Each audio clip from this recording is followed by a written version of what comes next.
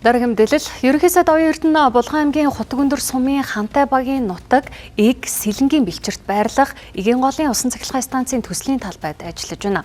Эгийн голын усан цахилгаан станцын засгийн газрын хэрэгжүүлэх 14 мега төслийн 5 дугаарт ирэмдлэгдсэн импортын эрчим хүчийг багасгах, төвийн бүсийн өсөн нэмэгдэж байгаа эрчим хүчний хэрэглээг хангах чухал ач холбогдолтой төсөл юм а.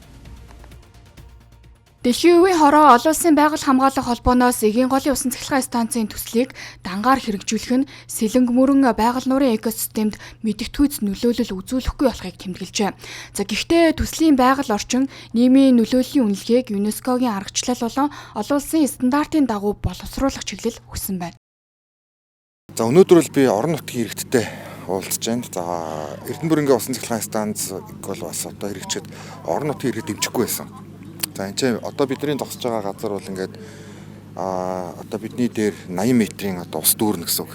80 метрийн ус дүүрнэ. За тэгэхээр энэ хавьд байгаа одоо айл өрхөл яг уу гэхээр бас нөлөөнд автна. За соёл, байгаль орчин, бэлчээр гэдэг олон одоо нөлөөлөл үүснэ. За энэ нөлөөллийг одоо хэрхэн бид нэр зохицуулах вэ гэдэг бол хамгийн чухал асуудал. За тийм учраас би өнөөдөр иргэдтэй газар дээр нь уулзлаа, ярилцлаа, төслөө ойлгож байна. Нэг сайн нь бол одоо төслөө одоо Эгийн голын усан цахилгаан станцын яг энэ хавьд байгаа орон нутгийн иргэд бол их сайн ойлгож байна.